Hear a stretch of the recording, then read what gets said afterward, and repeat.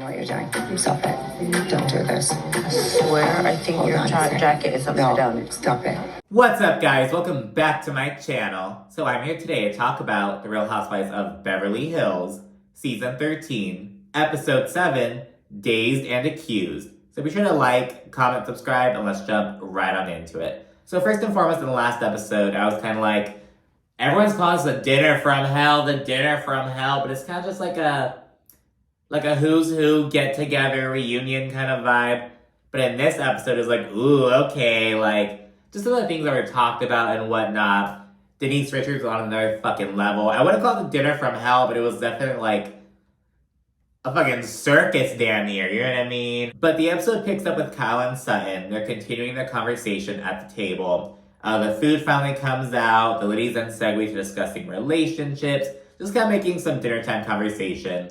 Garcelle, whose ex-husband cheated on her for years and years, she says that, I thought I'd won the lottery with my ex, I thought he was great. I've kind of come to terms with how he's a great father, but a terrible husband, blah, blah, blah. Cynthia, she's like, I think it's really important to, be single for a little while. She said that they could all have a man if they really wanted one, and the camera pans to Sutton. It's like, But, yeah, she talks about that for a little bit. Then Erica, she's like, I just really want, a true love affair. What kind of love affairs that you read about or in movies.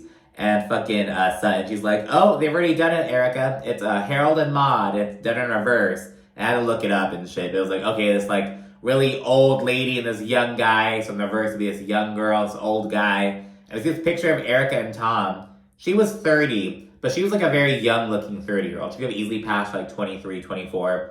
And we see fucking Tom, he's 62 years old. It's like, oh my goodness. So, yeah, touches on that. Just kind of, whatever, some chit-chat and whatnot. Then, Denise addresses Erica. And she should have asked, why she was so, why she treated her so poorly when Denise was so nice to Erica at first. And Erica's like, well, it's nothing personal. And she's kind of feigning ignorance, I don't know what you're talking about. And Denise, she's kind of like, you know what I'm talking about. You know what I'm talking about. It's all very cryptic and kind of slurred and whatnot. And after Erica asks for an example, Denise is like, watch the show. Watch the show, and I'll give you all the examples you need. If you need a moment to, watch the show and then come back, that's fine. And it's like, what the fuck? It's all this bullshit. Erica, she apologizes, but she's very confused about it. She's like, I don't know what I'm apologizing for, but I'll give her an apology, I guess. Denise, she has this moment. She's like, thank you. You're welcome. It's like, oh my God. Thank you. You're welcome. And we flash to the chefs, who are in the kitchen and whatnot, and one of them's like, dude, Denise Richards is fucked up. And so, this whole thing, Sutton pulls out a joint, and the first thing that came to my mind is okay, what about that fucking, the American Ballet Foundation was all over Twitter as well. And Crystal pointed out in the confessional, she's like, Sutton is a walking contradiction, of course she is.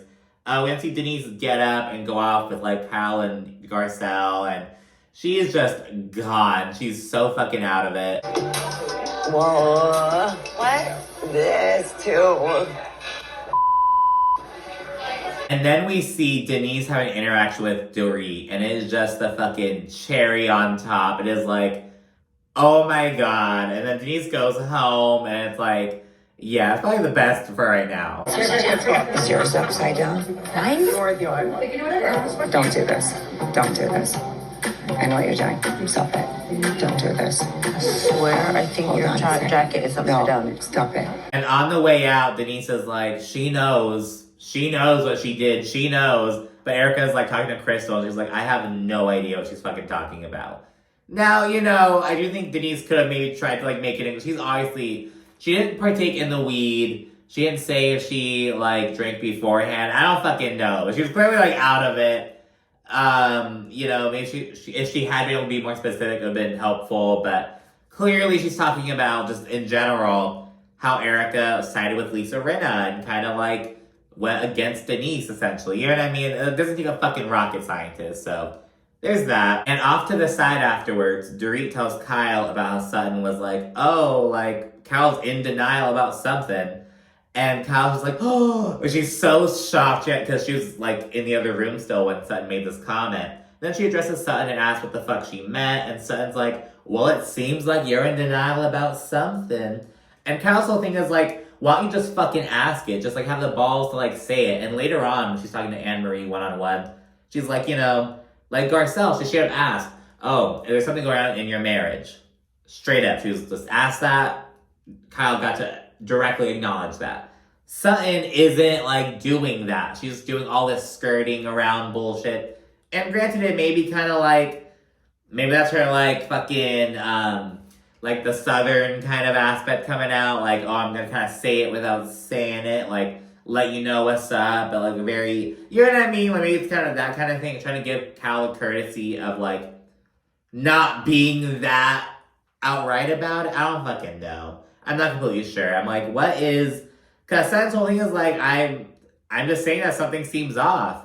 But Kyle wants Sutton to just say what the fuck she wants to say. Stop being around the bush. Which I kind of get and kind of appreciate. It's like, yo, just fucking say it. But, you know what I mean? Sutton is kind of saying it. You know, it's a communication issue. And yeah, Sutton's like, oh, I was just asking about your household. And Kyle's like, what fucking household? What do you mean with that? And she's like, and by the way, what fucking house? And it's like, okay, you can have multiple houses, but still the same, like, household. The household's, like, you and your family. Fuck the house. And it's also, like, the house in which you and your husband are actively separating in, Kyle. That house.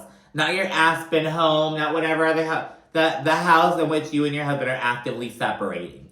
That one, bitch. You know what I mean?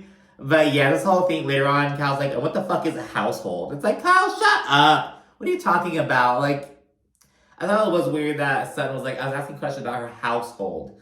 You're asking questions about her marriage. Like, when you say household, it's like, you know, them, the kids, the whole family unit. You know what I mean? I don't know. That's just me, though. Sutton and Kyle then go back and forth before Sutton brings up all the shit Kyle said about her. Like, oh, you brought up, like, the medication I take for my foot, blah, blah, blah. And she then says, oh, you say that I don't eat. And Kyle's like, well, yeah, I see you push your food around on your plate and you say that you have some disorder where you choke when you eat. Kind of just like saying that kind of flippantly. And Sutton, she's like, wow, so you're making fun of me. And in the confessional, she's like, it's an esophageal disorder. I have trouble eating certain foods. She says that at one point she had trouble swallowing her own saliva and all that bullshit. And Sutton really claps back as well. She's like, you know, Kyle, you're not drinking. Why? Did you have a problem? Did you drink too much? I'm not asking you these questions. Don't do me dirty like that. You know what I mean? So it's that. And later on, Kyle kind of spins it like Sutton says that she has a small esophagus. Sutton says she has an esophageal disorder. And it's like, maybe she has trouble swallowing. Maybe it's not even like a physical thing, but just like maybe she has trouble swallowing. Like, that's why they make fucking thick water. You know what I mean? You'll have trouble swallowing pills. Like, it's a whole thing. So I don't know, but it's like, it's kind of weird that Kyle's trying to like do that. But she feels like Sutton's doing the same thing with her. I don't know. It's getting nasty between Kyle and Sutton though. And speaking to this, Sutton then tells Kyle, you already lost 2 sisters. Do you want to lose a 3rd? And Kyle's like, fuck you. Like, fuck off. Kyle then says that Sutton knows the truth about Kathy. And she's had her own interactions with her. But, you know, she is too pussy to talk about it. And Sutton's like, no, I will address it. And then she tells the group, you know, that Kathy was displeased with Sutton because she felt like she wasn't defending her in the press. So Kathy called Sutton up and yelled at her. So Sutton told Kyle, I understand what you go through with Kathy. I felt it firsthand. And Kyle's like, yeah, and despite that, you're real fucking quiet at the reunion. So I was like, now Kyle's opening up how she really feels. And it was so funny at one point, Sutton was like, oh, so this is about Kathy. And Kyle's like, you just made it about Kathy! And I busted out laughing. It's like, okay, Kyle's not wrong. It's like, you already lost 2 sisters. You want to lose another one? Oh, this is about Kathy. Girl! Which is, like, it was a little funny about it. However, Sutton, she denies kissing Kathy's ass. She's like, we're friends. I don't kiss her ass. Erica in the confessional, she's then like, Kathy has the power to ice you out from these events, from these parties. I'm a lone wolf. I don't give a fuck. And that's why I spoke out against her. And we see a clip of Erica accusing Kathy of, calling a DJ an F slur. You know what I mean? So it's like, ooh, girl. So that all happens, and then the party ends. Kyle is worn the fuck out at that point. Like, because I almost kind of felt bad because she's in her own home. Oh my god, poor girl. Like, you can't escape that energy at that point, even when everyone's like out. You know what I mean? It's like, ugh. Yeah. It's been a new day. We see Erica. She's talking to her assistant, and they're trying to make lemonade or whatnot. And the assistant's like, do we have to sell it? Oh my god, it's just so funny because Erica's like... Kyle and Anne-Marie, who live really close to each other, I guess, they linked up for pickleball, and they then discussed what happened between Sutton and Kyle at dinner. Kyle said that the sister comment was a super low and designed to hurt her. They then discussed Sutton's whole small esophagus issue, and Anne-Marie, who's a nurse anesthetist, she like does anesthesiology bullshit. Oh my goodness. And yeah, she's like, oh, so I know like airway anatomy. This is like my jam. How do you have a small esophagus? Blah, blah, blah. And it's like, Sutton didn't say she had a small esophagus. At least not to my knowledge as a fucking viewer. On the show, she hasn't said it. She said she has an esophageal issue. Which it could be, who knows if it's physical or it could be just fucking mental. You know what I mean? Like, it's still an issue. She didn't specify it, and she shouldn't have to. So yeah, we see that. We then flash to Crystal, Sutton, Garcelle, and Miss Denise Richards. They look up for some lunch and discuss how judgy Kyle was towards Sutton. Crystal tells Sutton, that sister comment was a low blow. Like, that was, like, over the top. So she's keeping it real with Sutton, so good for Crystal. I would then focus on Denise Richards, and she's like, my beef with Erica stems from, it was Denise's last season, and she was having an event, and she had, like, her kids there and some of their friends and whatnot. And at this, like, family event kind of, it wasn't like no one else had their kids there, but Denise had her kids there. You know what I mean? Erica, she was like making all these comments about threesomes and blah, blah, blah. And the teenagers are all listening in, and it kind of made Denise look kind of bad. And to her mind, not to like the viewers, but to like the parents and whatnot. You know what I mean? That was how Denise was kind of looking at it. And she says that was really what her beef with Erica comes from.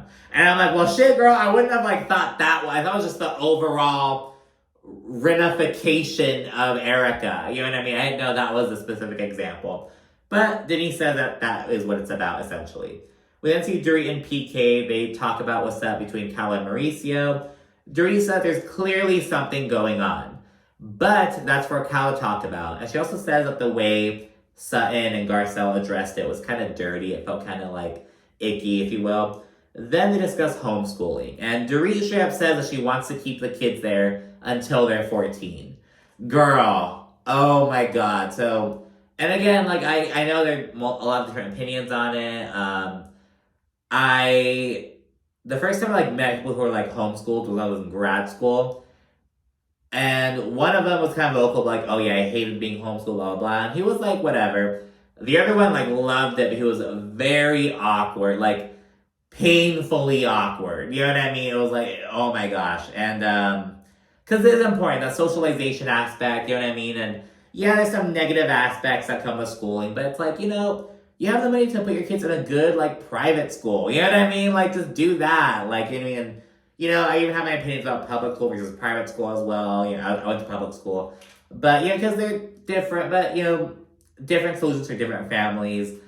I don't know if homeschool... I don't know. I haven't thought about homeschooling. Let me know what you think. I'm going with PK on this one. He's like, it's important. And Dorit, she's like, well, you should hear what the kids have to say at night when I'm tucking them in. And I float the idea of maybe having them transition back to, regular school. She's like, you should hear what they say. And PK, he's like, I mean, that's not really a factor into whether they go back to school, to like regular school or not. Like, I don't give a fuck. And I'm kind of like, okay, PK. cause honestly, like, damn right. Like, he's like fucking 7 and 9. Do you think they're gonna like dictate? Now, it's one thing if like they're in school and like these issues arise at school. That's different. But it's like, girl, like, get your ass back to regular school. Like, you know what I mean? I don't know. I was really feeling PK with that. But then he lost me when he was like, oh, Dorit, you have all these irrational fears, and that's why you want the kids here. And even though that is essentially what it is, but it's like, well, Dorit started the homeschooling back during the pandemic, which is kind of like an understandable shift, I guess. But, oh god, there's also this scene of like the teachers interacting with the kids. It's just so fucking funny. I've created a classroom. Teachers come to the house. The kids are thriving. Covers tell you a lot about a book. Cover is probably the most important part of the book. And I'm kind of like, I hope the teacher utilized that as an opportunity to share like the don't judge a book by its cover. Like, I hope at least that was utilized, you know what I mean? But it's also kind of odd because like, he's like, Jagger's 9 and Phoenix is 7, but they're getting the same instruction. And it's like, they're like 2 grades apart. They shouldn't be getting the same like language arts instruction. They shouldn't be interacting with the same books. You know what I mean? Like, it's like, what? So that's kind of like, okay, I would like the right, like maybe would like the one-on-one, but it's like, girl, I think you would need like 2 teachers. Like, you know, because we're not talking like, oh, like he's a fucking a sophomore taking a senior level class. Like between like 3rd grade and like 1st grade, like that's a significant, like the material is significantly different. You know what I mean? I don't know. Those are just my thoughts. I worked as a 3rd grade tutor for a year back when I was 18. I just started college. I was doing that as well. It was like a full-time thing. I was going to school at night. It was this whole fucking setup. But yeah, I really enjoyed it. And but no, there's a definite like shift. It's like, I don't know. So I'm like, if you're gonna do the homeschooling at that point, I think you need like 2 teachers, like I don't know, girl. And it's also like, are you in these? Because I know there are homeschool programs where it's like, oh, you like your kids get to go to other homeschooled kids. Your weird ass kids get to go to other weird ass kids. I'm talking shit. I'm sorry. No offense. I'm just talking shit. I'm just stop talking. But yeah, so I don't know. It's like, I think it's important that socialization, you cannot get that. You can't replicate that at home. You just can't. You know what I mean? You need that socialization. You know what I mean? So I don't know. Up to 14, that's like crazy long. What are your opinions on that? I don't know. I'm just kind of spending a lot of time on that. Let's move on. The penultimate scene is Erica linking up with her creative director at this bar in WeHo, West Hollywood. Erica discussed how, you know, she really misses performing. And Erica said she's on the hunt for the biggest game. She does all these fucking, like, oh, I'm a hunter. I always have been.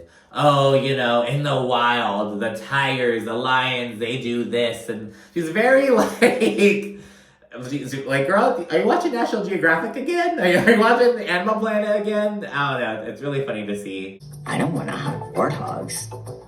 I want to hunt elephants. And finally, we see Kyle and Dorit. They go out for a walk, and Miss Kim Richards rolls up. Kyle thought Kim has been very supportive over the past year. They talk about how, you know, during the pandemic, Kim was one of those people who, like, didn't leave her house, like, at all. And she was kind of, like, going cuckoo, but, you know, she started coloring and drawing, and just drawing on the walls. And we see all these, like, murals and shit. And then Kim talks about how, you know, she met Paris' son, Phoenix, and Kyle talks about how she's completely iced out, you know, like, when she gets into it with Kathy, she loses contact with Paris and Nikki, and it's, like, just terrible, you know what I mean? So she talks about that, and fucking Kim, she's like, I told Paris, you know, I told Kathy, if Paris wants anything on, like, the nursery walls, you know, to hit me up so I could draw something. And I'm like, you're gonna give that kid fucking nightmares, girl. Oh, my goodness. And Kyle gets emotional and whatnot, and Kim does as well, and she's like, you know, I just want everything to get better. Life is too short. I want you guys to fix things. That's where the episode ends. So yeah, let me know what you think down in the comment section. Thanks so much for watching. Be sure to also like and subscribe if you haven't done so already. And all that good stuff. Thanks again. Bye.